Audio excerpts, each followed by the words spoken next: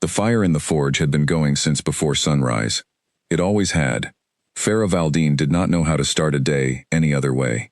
The moment her eyes opened, her feet hit the cold stone floor, and she was already moving toward the coal, toward the bellows, toward the heat that was the only thing in her life that had never failed her. Fire was honest. It told you exactly what it was. It burned what it touched. It shaped what it held long enough, and it never pretended to be anything softer than it was. Sarah had decided a long time ago that she respected that more than she respected most people. She was 22 years old, and she smelled like smoke every hour of every day. The village women had mentioned this to her on multiple occasions. She had filed their comments alongside everything else she chose not to carry. The forge sat at the east edge of Ashfen, close enough to the village center that people came to her with their orders, far enough that no one expected her at the morning market or the evening fires, where the pack wolves gathered to talk about territory and loyalty and the particular kind of business that did not concern her. Ashfen was a border village, which meant it sat at the edge of two worlds and belonged completely to neither. The human settlements were north. The wolf territories stretched south. Ashfen was the seam between them, and it had always attracted the kind of people who didn't fit anywhere cleaner. Sarah was one of those people. She had known it since she was old enough to understand what she was. Omegas. It was the lowest rank in wolf hierarchy, which made it sound like a bad thing, and most people she had met treated it as exactly that. Omegas were soft, people said. Omegas were meant for care, for tending, for comfort. They were not meant for iron and heat and the precise violence of hammering metal into shape at 4 in the morning. They were not meant to have calluses across every knuckle and a jaw that had learned to lock rather than tremble. They were definitely not meant to run a forge alone and competently and without asking anyone for permission. Sarah did all of these things anyway. Her wolf was quiet. It had been quiet for a long time, so quiet that she sometimes forgot it was there, until a cold night pulled something restless through her chest, or a stranger walked too close, and every hair on her arm stood up at once. She had learned to suppress those moments. She had learned to breathe through them, to push the wolf back down below the surface, and to return her attention to the thing in her hands. There was always something in her hands. She made sure of it. She had been 6 years old the last time she had let herself be soft, and it had cost her everything. Her parents' names were Lydia and Ward Valdine. She did not think about them often. She had made a decision very early in her life that thinking about them accomplished nothing and cost everything, and so she kept them in a locked room in the back of her mind that she did not visit. What she knew, practically, was this. Her father had been a blacksmith of modest skill. Her mother had been an Omega wolf who married a human man and considered herself fortunate, and they had both died on a winter night when she was 6 years old, in a wolf attack that the village elders later described as a territorial dispute that had gone wrong. She did not know what it had gone right for. She had been found in the morning by Corvin Hale, her father's old master, who had taken one look at the small, smoke-smelling girl standing in the burned remains of the workshop and made a decision that he later said he still didn't fully understand. He had taken her home. He had given her a corner of his workshop to sleep in, and when she had crawled out of that corner 3 days later and picked up a hammer without being asked, he had let her. Corvin Hale was not a warm man. He did not hug or reassure or offer the kind of words that people usually offer children who have lost everything. What he offered instead was structure, instruction, and the particular respect of a craftsman who recognizes skill in someone smaller than expected. He taught her how to read temperature by color alone. He taught her the difference between a strike that shapes and a strike that damages.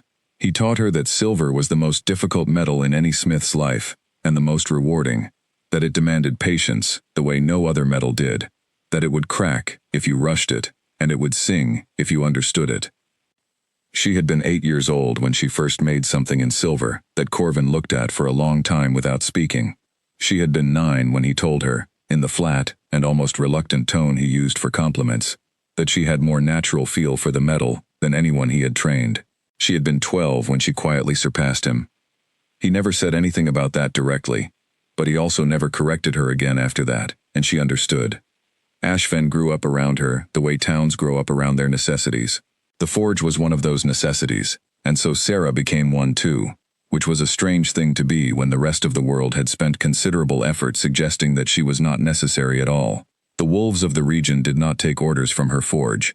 They had their own craftspeople within the pack, their own smiths and metalworkers who answered to the alpha hierarchy.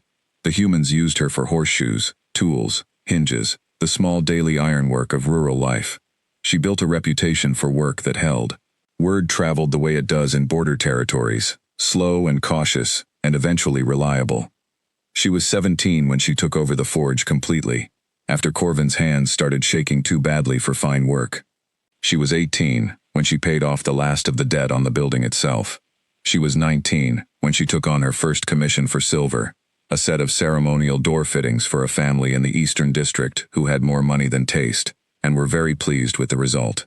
She was 20 when the wolf elders in Ashfen quietly stopped making comments about an omega at a forge being inappropriate, not because they had changed their opinions, but because the forge was producing work that was too good to argue with. She was 22 now. The forge was hers, the debt was gone, the reputation was solid, and she had exactly 2 friends, both of them human, both of them sensible enough not to ask too many questions. Nell Carter was the baker's daughter, 24 years old, with red hair, and the kind of laugh that made strangers turn around to find its source. She came to the forge every morning with the bread that didn't sell before it cooled, which she claimed was excess stock, and which both of them knew was deliberate charity that would cause Sarah physical discomfort if either of them named it directly. She talked enough for 2 people and required very little in return, which made her the ideal company for someone who talked as little as Sarah did. She had been coming every morning for 4 years. Sarah had let her in every time. Pete Caro was the village carpenter, 40 years old, built like something that had been designed for endurance rather than elegance, and deeply unconcerned with social convention. He came to the forge for metalwork attachments and stayed because he had discovered early that Sarah played a solid game of tiles and did not cheat. He did not ask about her wolf side. He did not ask about her history. He came, he worked, he played tiles, he left. Sarah found this arrangement nearly perfect. Beyond these 2, she kept her world small and her hands busy. The morning the courier arrived, she was midway through a commission for agricultural brackets, her hair pulled back under a cloth wrap, her leather work apron so old that the stitching on the left shoulder had been replaced 4 times. She heard the horse before she saw it, the particular quick beat of a mount being ridden with purpose rather than pleasure. She straightened up from the anvil and waited. The courier was young, maybe 20, wearing the dark gray of a royal messenger. Sarah had seen royal messengers twice in her life, and both times they had been looking for someone else. She assumed this one was also looking for someone else. He was not looking for someone else. "Sarah Valdine?" he asked, pulling up at the forge entrance. "What's left of her?" she said.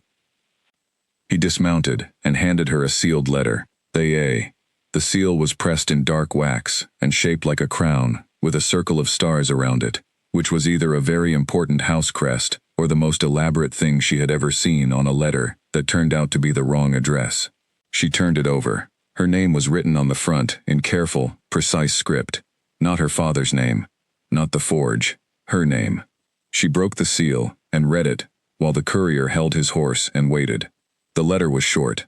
It described a commission for a length of silver chain, gave specific measurements down to the fraction of an inch, described the weight per link, the gauge of the silver required, the finish, the clasp mechanism required at each end. The specifications were unlike anything she had been asked to produce before, not because they were beyond her, because they were exactly at the edge of what she could do, as if whoever had written the commission had known precisely where her skill lived, and was asking her to go there deliberately. At the bottom of the letter was a number, payment on delivery. Sarah looked at the number for a long time. She could buy the forge 3 times over with that number. She could leave Ashfen. She could build something new somewhere no one knew her rank or her history, or the particular brand of complicated that came with being an Omega who smelled like smoke and didn't apologize for it. "Who sent this?" she asked the courier. "I am not authorized to say," he said. She looked at the crown seal. "Capital?" "I am not authorized to say." She folded the letter. "Tell whoever sent it that I need 12 days, and I'll need the silver delivered to the forge by tomorrow, or the timeline moves." The courier nodded once, professionally, mounted his horse, and left. Sarah stood in the entrance of the forge, holding the letter until the sound of hooves faded completely. Then she went back inside and put it on the corner of her workbench, under her water cup, where she put things she intended to deal with after she finished what was already in front of her. The silver arrived the next morning. 12 bars, pure, wrapped in cloth and delivered without comment by 2 men, who did not introduce themselves and left immediately after she had signed the receipt. She checked each bar carefully, running her thumb along the edges, feeling the weight, and listening to the way each one rang when she tapped it. They were perfect. She had been given exactly the right amount, down to the gram, for what the commission required. Whoever had sent this had done the math. That bothered her, a little. She didn't know why. She filed the feeling under things to consider later and started work. Silver behaved differently from iron. Iron was straightforward. It responded to force, to heat, to the clear logic of pressure applied in the right direction. Silver was more personal about it. It had opinions. It required a conversation that iron never asked for, a kind of constant attention and adjustment that meant you could not be somewhere else in your head while working it. You had to be present. You had to feel it. Every time she worked silver, something in the quiet wolf part of her that she kept locked down came a little closer to the surface, drawn by something she had never been able to name, some frequency in the metal that her human hands couldn't hear but her other self could. She worked through the first day and into the evening. The fire in the forge burned orange, and then gold, and then the deep-breathing red of late work. She made the first 12 links and held them up against the lamp to check the uniformity. They were good. They would be better by morning when she looked with fresh eyes, but they were good. Nell came the next morning with bread and found Sarah already at work. "You didn't sleep," Nell said. It was not a question. "I slept 3 hours. That is not sleep, that is a nap with ambition." It was sufficient. Sarah turned a link between her fingers, checking the seam. That commission came in, the one with the crown seal. Nell went very still, in the particular way she went still, when she wanted to ask questions, and was calculating the best approach. "And? It's silver chain. Very specific, very well paid." "How well paid?" Sarah told her. Nell sat down on the stool by the door, with the expression of someone who had received information that required physical processing. "Sarah, I know. That's enough to. I know." Nell looked at the partially completed chain on the workbench. "Who's it for?" "Courier didn't say. Crown seal on the letter." "Royal Commission," Nell said quietly. "And they came to you." "Apparently." "For silver chain." Nell turned this over. "Specific measurements?" "Very." Neither of them said the thing they were both thinking, which was that a silver chain of specific weight and specific length, with clasps at both ends, was not a decorative piece, and was not ornamental, and was used in exactly one context in the wolf world that either of them knew anything about. Sarah had heard of bonding chains. She had heard of them the way she had heard of a great many wolfish traditions, distantly and without personal relevance, the way you learn about customs of a country you have never visited and do not plan to. She did not connect the commission to herself. Why would she? It was a commission. She was a smith. Someone needed a chain made, and had found the best person available to make it. She went back to work. Corvin came by on the 3rd day. He was 71 now, his hands still and careful at his sides, his hair white as birch bark. He did not work anymore, but he still came by, and Sarah had never told him directly that she liked his visits, because that would have caused both of them discomfort. So instead, she always had a spare stool at the workbench where he could sit. He sat. He watched her work for a long time without speaking, which was how Corvin showed attention. "Let me see the chain," he said eventually. She held it up. He looked at it. Something moved through his expression that she couldn't quite read. "You know what this is," he said. "Silver chain. Commission." He looked at her. "The specifications. I know the specifications. You know what something built to those specifications is for." She set the chain down. "It's a commission, with a crown seal, and it pays enough for me to own this building outright, and then some. Whatever it's for is someone else's business." Corvin was quiet for a moment. "You are the only smith in this province who could have made this correctly," he said at last. "I know. That means someone knew that." "Yes. Someone who knew exactly who you are, and what you can do, sent this commission to you specifically." "Corvin, I am simply observing." Your observations are noted. Now sit there, and don't observe for a while. He sat. He didn't observe, at least not out loud. But when he left an hour later, he paused in the doorway, and looked back at her, in a way that had more weight in it than she was in the mood for. And she deliberately turned back to the forge, and kept her eyes on the metal, until she heard his footsteps fade. She was not going to think about why someone in the capital knew her name. She was not going to think about who would need a silver chain to those specifications. She was going to do the work. She was going to do it well. She was going to take the payment and put it somewhere safe, and then she was going to decide what came next. That was the plan. She was 12 days into the commission, sleeping badly and working constantly, when she heard a horse again. Not the quick, purposeful beat of a courier this time. Something slower. Someone who was not in a hurry, which was somehow more unnerving than someone who was. She came to the forge door and looked out. The man who was tying his horse to the post outside was tall. Not dramatically tall, but built in a way that made the space around him feel slightly adjusted, as if the world had shifted its arrangement to account for him. He was dressed plainly.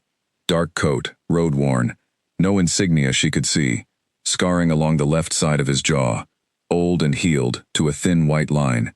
He moved with the careful economy of someone who had learned not to waste effort.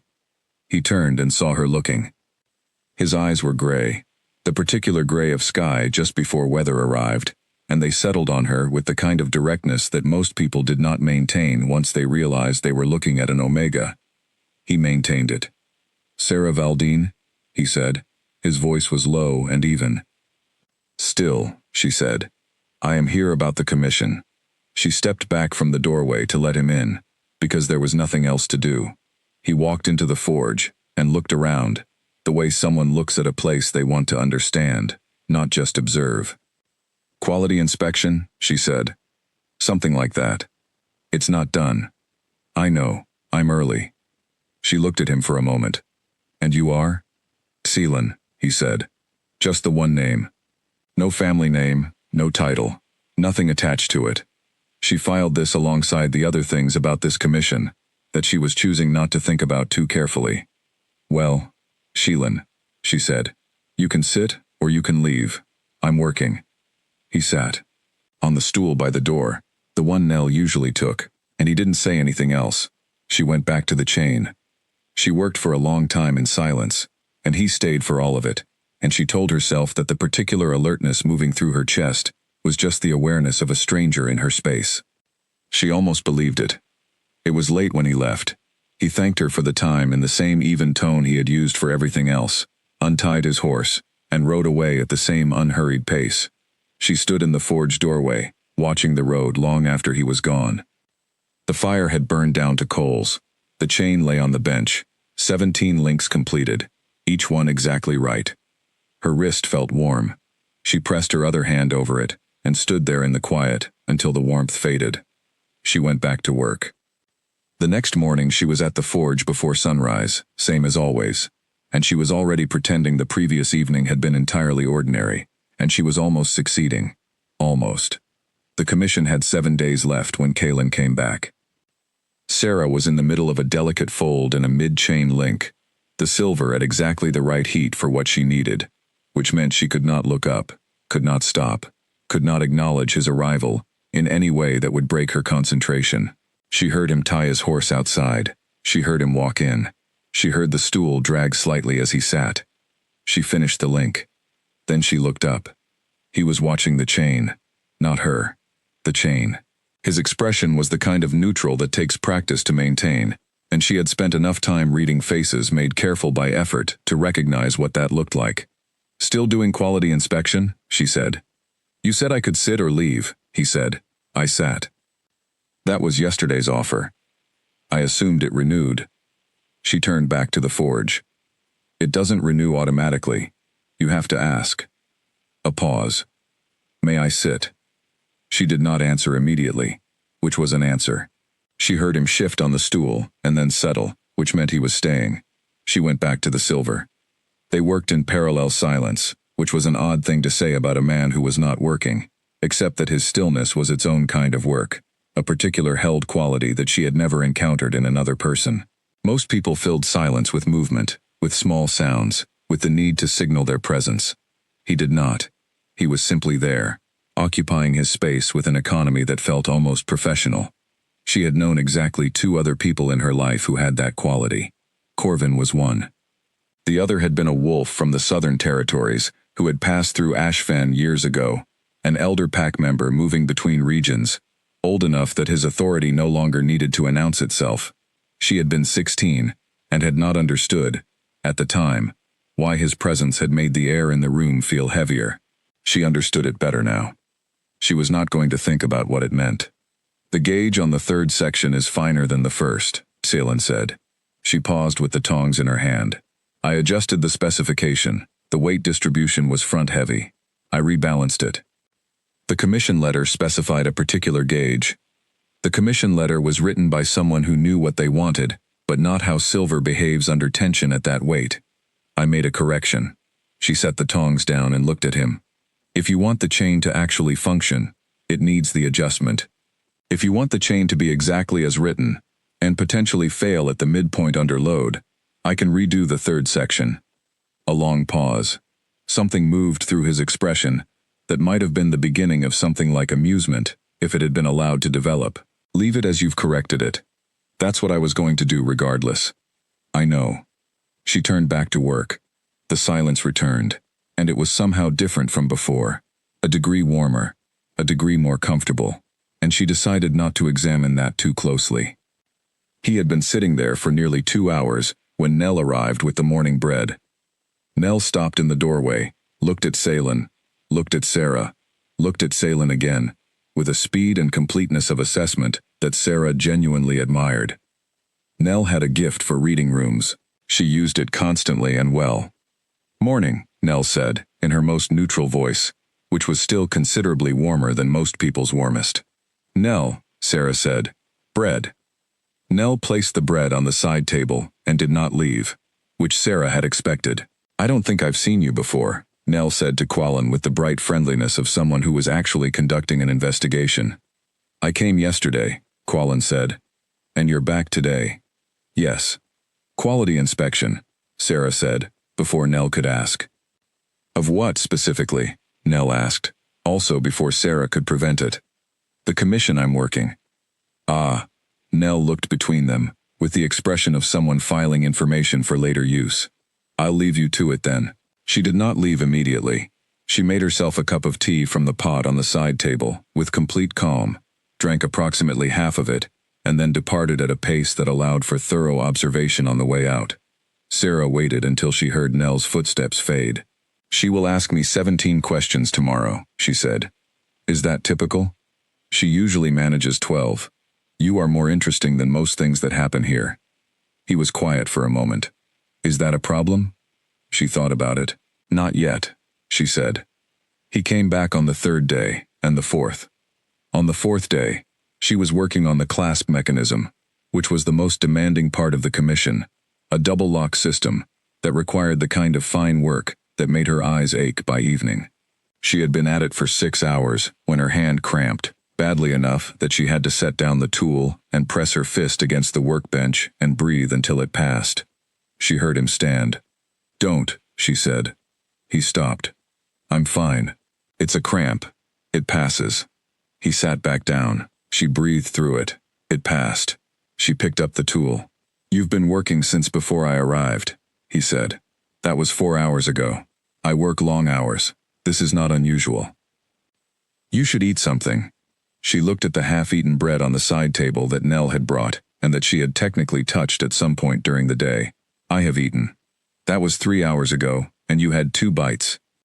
She turned to look at him directly. Are you counting my bites?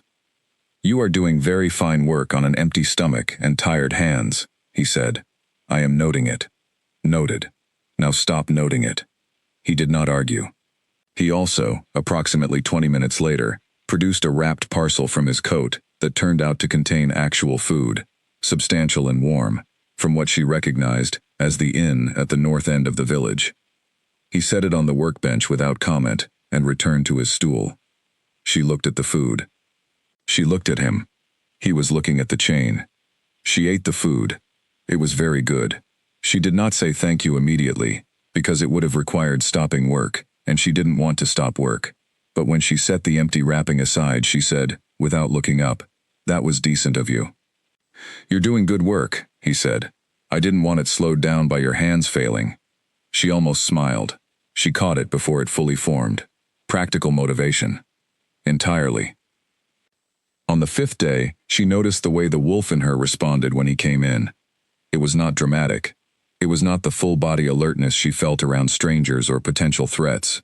It was something else entirely. Something closer to the way a room felt when you lit a fire in it. A settling. A warmth from the direction of something that had been there, reliable, before you consciously registered it. She suppressed it so fast, she was almost not aware she had done it. Almost. On the 6th day she burned her hand. It was her fault.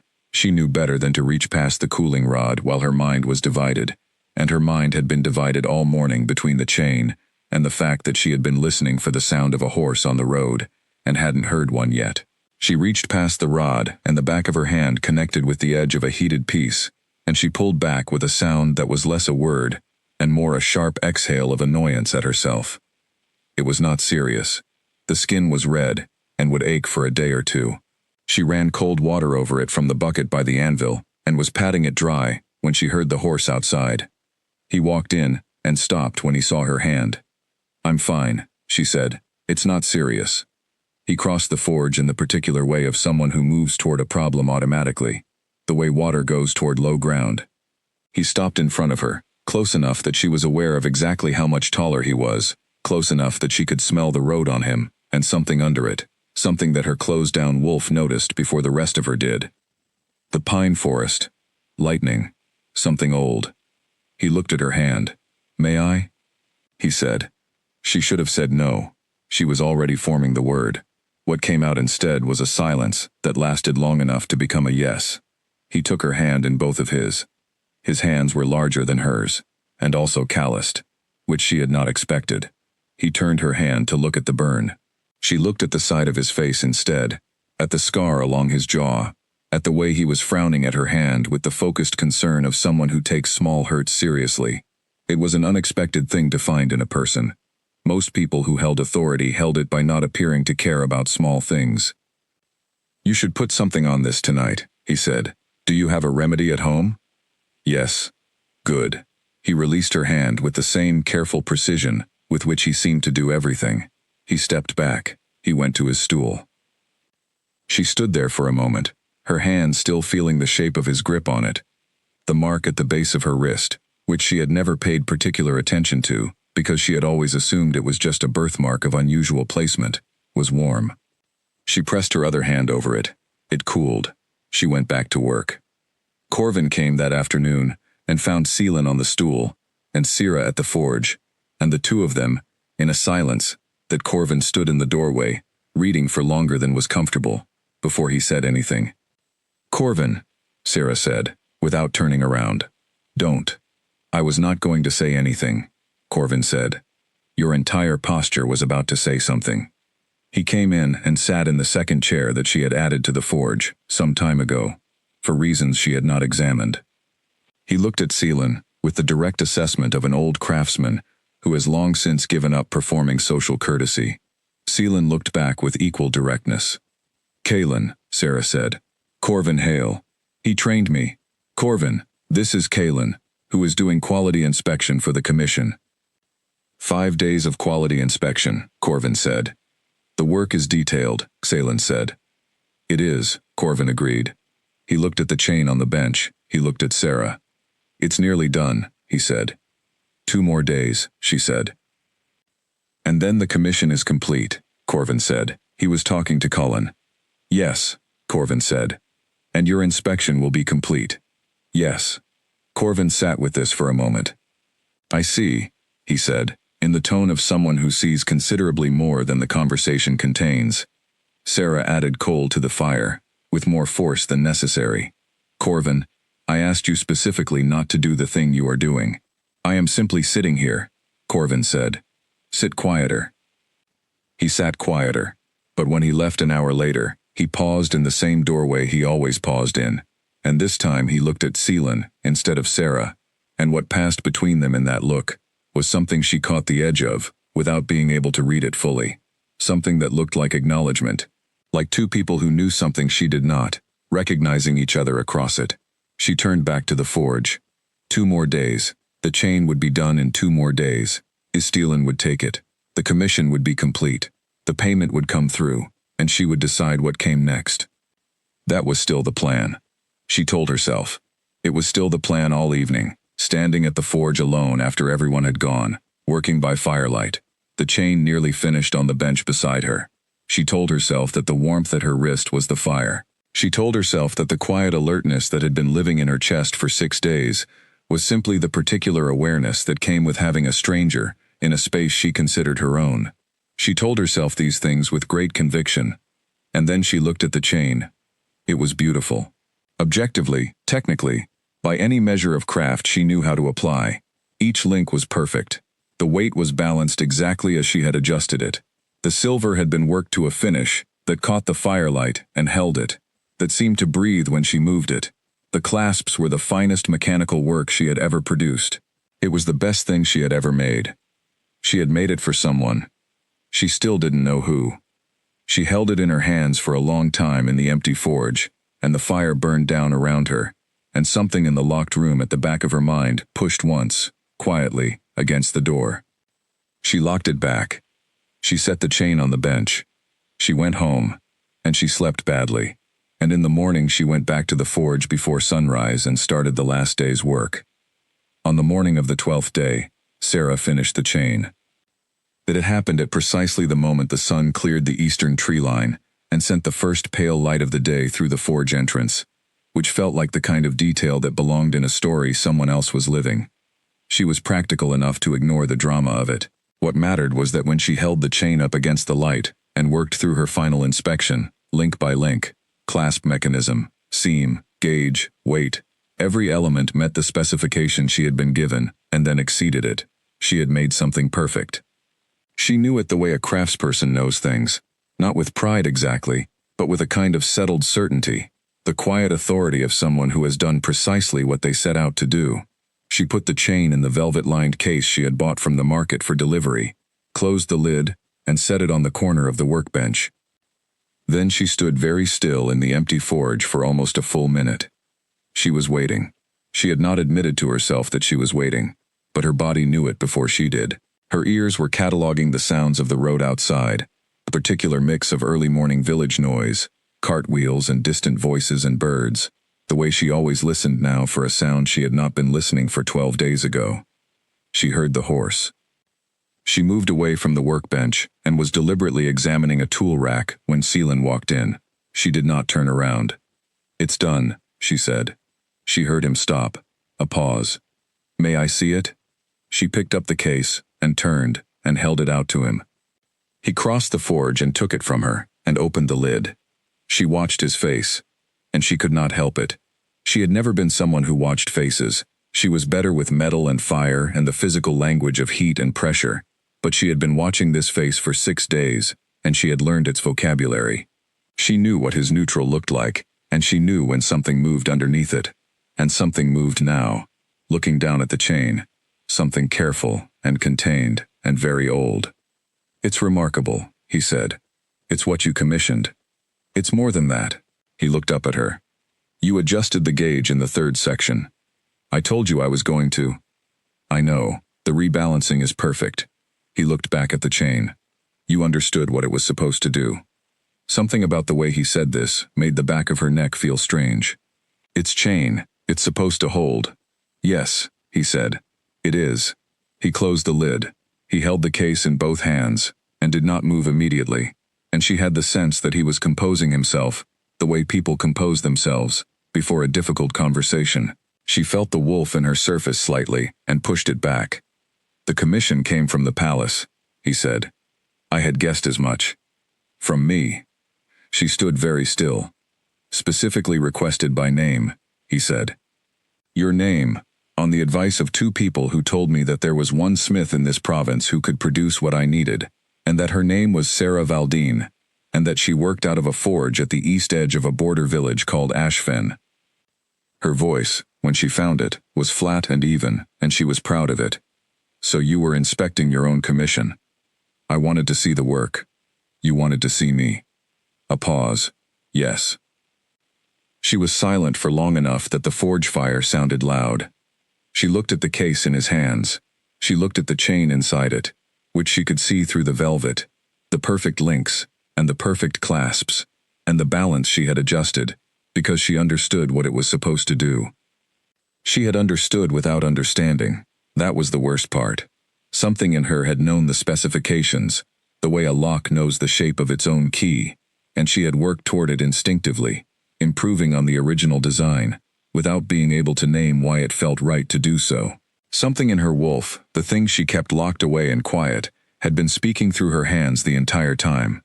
"What is it for?" she said. Her voice was still even. She was making a point of it. "There is something I need to show you," he said, "and something I need to tell you. Both of those things are easier shown than explained, and I would like to ask if you will come with me to the inn this evening, where the village elder has agreed to meet us." The village elder. Elder Rowan. Yes. Elder Rowan was the oldest wolf in Ashfen. He was 90 years old and had the manner of someone who had outlived surprise. He also had an alarming tendency to look at Sarah with a particular expression that she had always read as fondness and had never been entirely comfortable with. "What does Elder Rowan have to do with this?" she said. "He was one of the two people who told me your name," Salen said. The warmth at her wrist came back, stronger than usual. She pressed her hand against it. "This evening," she said. "The inn." "Yes." She looked at him for a moment. His face was still that careful neutral, but underneath it, something was moving, with more urgency than usual. She had learned to read that gap, the space between his face and whatever was happening below it, and what she read there now was not deception. It was the particular tension of someone who has waited a long time for a specific moment, and is now standing inside it and trying not to rush. "Fine," she said, "but I want the first payment installment before the meeting." Something crossed his face. "Done," he said. "And if the elder is cryptic for more than 5 minutes, I'm leaving. I'll do my best to keep him direct." "You will do better than your best." She turned back to the workbench. "Now, if you're staying, sit down. I have a horseshoe commission to start." He sat on the stool. She started the horseshoe commission. He stayed for 2 hours, and neither of them said anything about the chain, or the evening, or the thing that was happening in the space between them that she was still, professionally and deliberately, not naming. Nell arrived at noon. She came in with bread and a look on her face that told Sarah she had already heard something, possibly from the inn, or from one of the people who had a view of the road and too much time on their hands. She set the bread down and looked at Selen and back at Sarah, with an expression that asked several questions at once. "Not yet," Sarah said. "I didn't say anything," Nell said. "You were about to. I was going to ask if you wanted honey on yours." "No." "Selen?" Nell asked. "Thank you," he said, with the gravity of someone accepting an important diplomatic agreement. Nell sat on the second chair and spread honey on a piece of bread and handed it to him, as if she had been doing this for years. He accepted it as if he had been receiving it for years. Sarah watched this exchange with the feeling of the world rearranging itself in very small increments around her, tiny shifts in every direction, each one individually manageable and collectively profound. She ate her bread without honey and said nothing. She spent the afternoon finishing the horseshoe commission and pretending she was not thinking about the evening, which meant she was thinking about it constantly. She thought about the chain. She thought about the specifications she had been given, the weight, the length, the particular double-clasp design. She thought about Corvin saying that she was the only smith in the province who could have made it correctly. She thought about the way Selen had looked at it in the case, the old thing that had moved in his expression. She thought about the warmth at her wrist. A bonding chain was used in the old rites when a fated mate bond existed between an omega and an alpha, but the omega could not shift, could not present, could not complete the bond through natural means. She knew this the way she knew most things about wolf traditions, distantly, academically, without personal application. In the old rites, the chain was forged by the omega themselves, because silver, attuned to the frequency of a fated bond, required the omega's nature to shape it correctly. A human smith could not do it. An alpha smith could not do it. Only an omega, working the silver with both their craft and their nature, could produce a chain that the bond would recognize. She stood in her empty forge at 3 in the afternoon, with a half-finished horseshoe in her hand, and felt the information she had just assembled settle into place in her chest, like a coal dropped into still water. She finished the horseshoe. She did not panic. She was not built for panic. She was built for assessment, for identifying the problem, for finding the correct application of force. She assessed. She identified. She found. She had forged a bonding chain. She had forged it perfectly, better than the specification, corrected and balanced and fine-tuned by an instinct she had not known she was listening to. She had forged it for a man who had come to watch her work for 6 days. A man who had given her only one name. A man who stood in rooms the way certain people stood in rooms, with the weight of authority that had moved past the need to announce itself. She set the horseshoe down on the workbench. She looked at the case on the corner shelf, where she had placed it after handing it to Corlin, and he had set it down before leaving for the afternoon. She looked at her wrist. The mark was warm, and it was not going away. She picked up the horseshoe, went back to the fire, and finished the work. Then she washed her hands and face in the bucket by the door, changed her work shirt for the clean one she kept hanging behind the coal shelf, and walked to the inn at the north end of the village as the sun went down. She walked steadily. She kept her breathing even. The wolf in her was awake, in a way it had not been in years, pressing against the inside of her chest, with something that was not alarm, but was adjacent to it, something she could not name with the vocabulary she had available. The inn was warm and low-ceilinged, and smelled of candle wax and the evening meal. The innkeeper pointed her toward the back room, without being asked, which meant arrangements had been made. The truth. She walked back. Elder Rowan sat at the table. He was small and ancient, and had the eyes of someone who has seen the full arc of many things, and is not alarmed by any of them. He looked at her when she came in, with the expression she had always read as fondness. Salen was standing by the window. He had changed out of the road coat. He was wearing something darker, something with a better cut, and she registered this in the way she registered all changes in the physical environment, practically and without sentiment. She sat down across from the elder, without waiting to be invited. 5 minutes, she said. Then either something concrete happens or I go home. Elder Rowan smiled. It was the smile of someone who finds things funny that they have long since stopped needing to explain. You were always direct, child, he said. Even when you were small. You knew me when I was small, she said. Which means you knew who I was. This whole time. Yes, he said. And the commission. I gave your name to the king, he said. Yes. The word landed in the room. A king. She turned and looked at Salen by the window. He met her eyes with the direct gray of his gaze and did not look away. Salen, she said. Just cold. One name. Salen Holt, he said.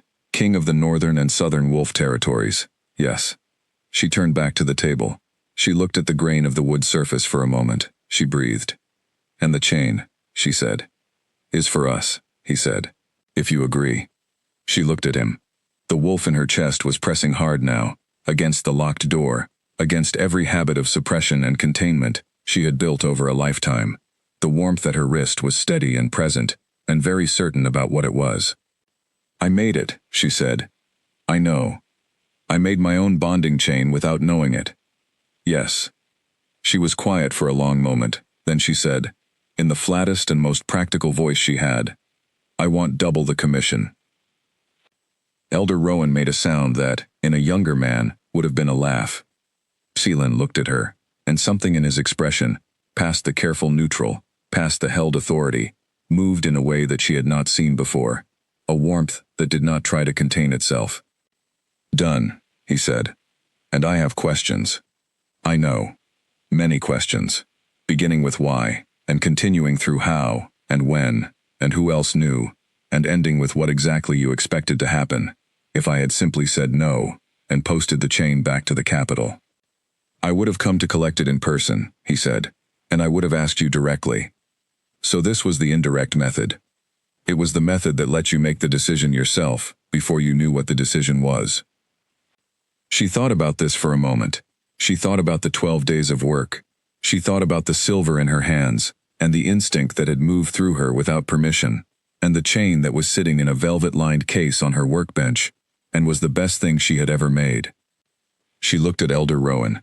"You should have told me," she said. "Perhaps," he said, in the tone of someone who does not actually believe the perhaps. She stood up. She looked at Kaylin. "You are going to answer every question I have. Tonight. All of them in order." "Yes," he said. "And then I am going to go home and sleep, and decide in the morning." "Yes," he said again. She looked at the elder. "And you," she said, "are buying me dinner." The elder Rowan laughed, fully this time, the laugh of someone who has been waiting a very long time for this particular evening. "Happily," he said. Sarah sat back down. She let the wolf in her chest press against the door just once, and did not push it back. Not yet. But she let it. The questions had lasted 3 hours. Sarah asked them the way she did everything, methodically and without ceremony, starting from the beginning, and refusing to move forward until each piece was clear. How had Seelan known she was his fated mate, when he had known? Why he had approached through a commission rather than directly? Who else in Ashfen had been aware? What a fated bond meant, mechanically, for someone whose wolf had been largely silent for years. What the chain would do when used, specifically, and what it would not do. Seelan answered all of it, with the same, even patience, that she had spent 12 days interpreting as calmness, and was now reinterpreting as the specific effort of a man who had been waiting to have this conversation for much longer than she had. He had known for 6 months. A fated bond did not announce itself loudly, he said. It built. He had been made aware through the bond's marking on his own wrist, which appeared 3 years ago, and had been leading him toward her, with the slow certainty of a compass finding north. The elder Rowan had recognized it for what it was when Kaylin visited Ashfen, on territory business the previous winter. Rowan had told him about Sarah. Kaylin had spent 4 months determining the right approach, which meant finding something that would bring him to her on terms she would find acceptable. "So you designed a commission that required my specific skill set," she said. "Yes. To give me a reason to take the work that had nothing to do with what it actually was." "Yes.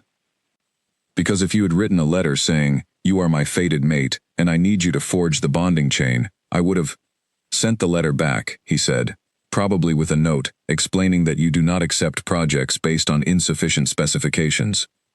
She considered this accurate, she said. By the time the dinner was finished, and Elder Rowan had gone home, with the expression of a man who has completed a significant project, she had enough information to work with. Not enough to decide, but enough to work with. She did go home. She did sleep, though not well. She lay in the dark of her small room above the storage area of the forge, and looked at the ceiling, and let the wolf in her chest be present, in a way she had not permitted in years. It was quieter than she expected, not frantic, not desperate. Just steady, and certain, and pointing in a direction she recognized. In the morning, she went to the forge before sunrise. Kylan arrived 2 hours later, and tied his horse at the post, and came to the door. She handed him the case. "Take it to the inn," she said. "I need to speak with Corvin first. Then we do this properly, whatever properly means in your world." "It means a formal acknowledgement," he said, "in front of witnesses." "Your witnesses, or mine?" "Both, ideally." "Corvin is mine. The elder can be the formal one." "Done." She went to Corvin's house. She knocked. He opened the door and looked at her, and she stood on his front step with the morning behind her and said, without preamble, "I need to tell you something, and I need you to not make it strange." "I never make things strange," Corvin said. "You make everything strange. This once, don't," she told him. All of it. The commission, Kaylin, what the chain was, what the mark at her wrist was, what the elder had said. She told it in the same flat, practical sentences she used for everything, and Corvin listened without interrupting, which was the most generous thing he had ever done for her. When she finished, he was quiet for a long moment. "I told you," he said at last. "I told you the only person who could have made that chain correctly was you. You told me someone knew my name and sent the commission deliberately. I was implying. You implied so subtly that it wasn't useful." He was quiet again. Then he said, in the almost reluctant tone he used for the things that cost him something, Your parents would have been very pleased.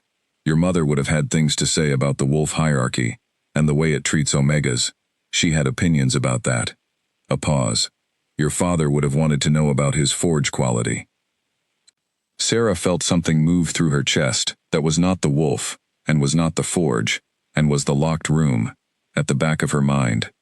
She stood on his front step with it, and let it move, and then she said, "Will you come, as my witness?" "Obviously," Corvin said. He went to get his coat. The acknowledgement happened in the elders' common room, with Corvin and the innkeeper and 2 village witnesses present, which was the minimum required for a formal mate bond recognition under the old codes. The elder read the relevant passage. Chelan stood beside her and said the required words in the same even voice he used for everything, and she said the corresponding words in the flattest tone she could manage, which was somewhat undermined by the fact that her voice was completely steady, and that steadiness cost her something she did not want to show. The chain was on the table between them. When the formal words were done, the elder looked at her and said, "The chain, child." She picked it up. She held it in both hands. The silver was warm, warmer than it should have been at room temperature, and the wolf in her chest was very still, in the way things go still when they are about to move. She looked at Salen. He held out his hand, not commanding, asking, the way he had asked to sit on the stool the first morning. She thought about 12 days. She thought about the stool. She thought about the bread from the inn, and her burned hand, and the way he had looked at the chain in the case, with something old and careful in his face. She thought about the smell of pine forest and lightning, and a wrist mark that had been warm for 6 days, and was warm right now. She looped the chain over both their wrists. It settled, as if it had always been there. One clasp closed automatically, which was the old rite's doing, not hers, and she looked at it with the critical eye of a craftsperson checking her own work. "The mechanism engaged correctly," she said. "Yes," Salen said. "The weight balance is right." "Yes." She looked up at him.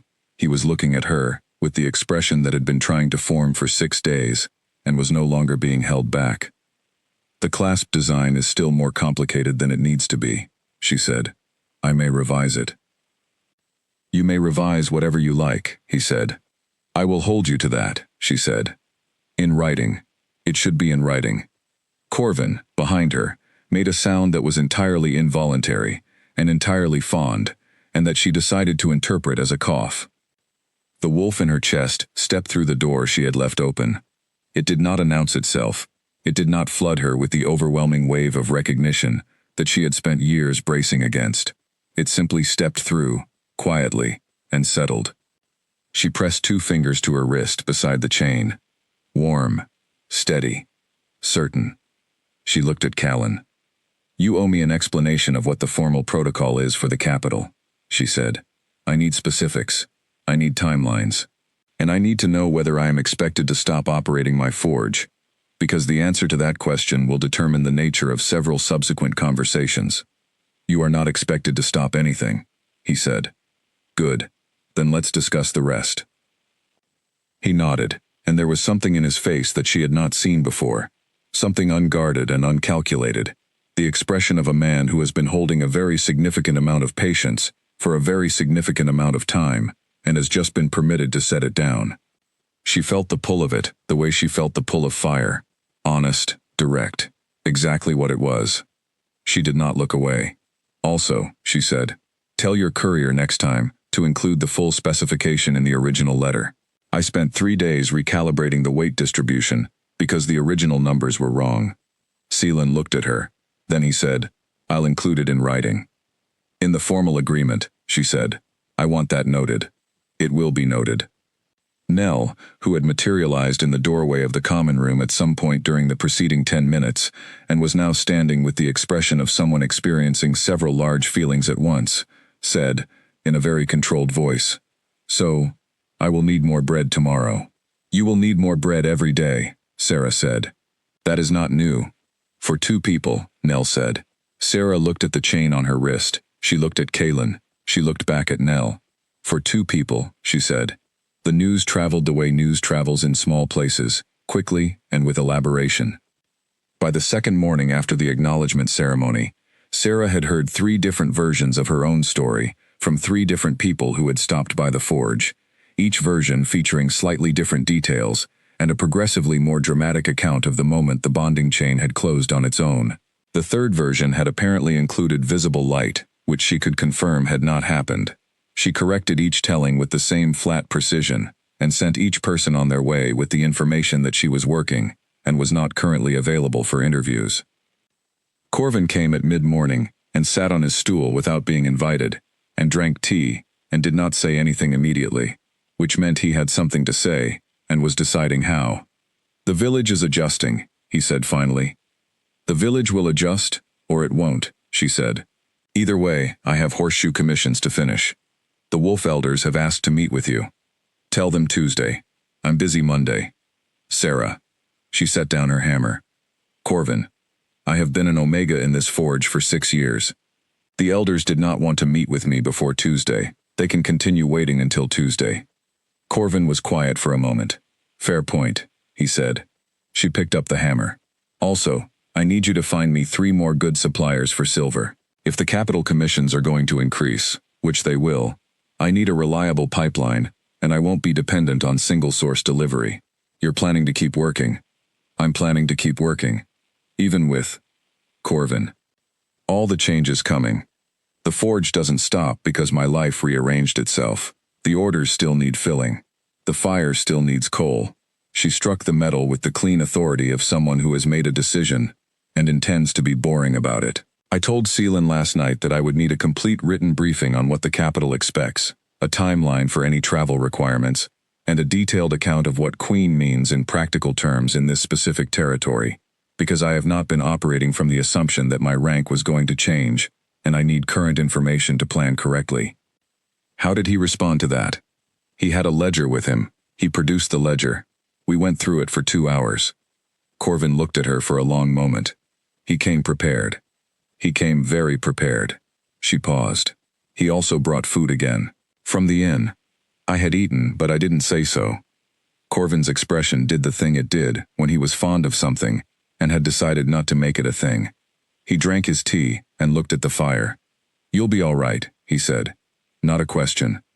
"I know," she said. And she did know. She had known it in the stable, straightforward way she knew most things, not with certainty about every detail but with certainty about the fundamental structure. The chain was on her wrist. The wolf was quiet and present, and no longer locked away. The forge was still the forge. She was the same person she had been 12 days ago. She was also other things now, and she was building a plan for them the way she built everything else, methodically, link by link, each piece checked and balanced before the next one was added. Seelan arrived in the early afternoon. He came through the forge door the same way he always had, without ceremony, tied his horse outside, walked in, looked at the work in progress on the bench. "How much longer on the horseshoes?" he asked. 2 hours, she said. "Then I'm free until the evening meal." "Good." He sat on his stool. "I heard about the Elders." "Tuesday," she said. "Tuesday," he agreed. "And I want the briefing document expanded to include the council structure at the capital. Last night you gave me the top line. I need the full chart. I'll have it drafted. By tonight." He looked at her. Something in his expression settled, the same way things settled in a forge when the temperature reached exactly the right point. Not dramatic, just correct. "By tonight," he said. She went back to the horseshoes. He stayed. He read a document he had brought from his coat. The fire burned its steady burning. The hammer struck the iron in its even rhythm. The chain on her wrist caught the light occasionally, and she was aware of it, the way she was aware of everything that was new, but belonged. That particular way, a well-made addition to a familiar space, made itself known without disrupting anything. Nell arrived at 3 with bread she had not been asked to bring, and an expression of someone who had won a substantial argument with the universe. "I won't say anything," Nell said. "You are currently saying something," Sarah said.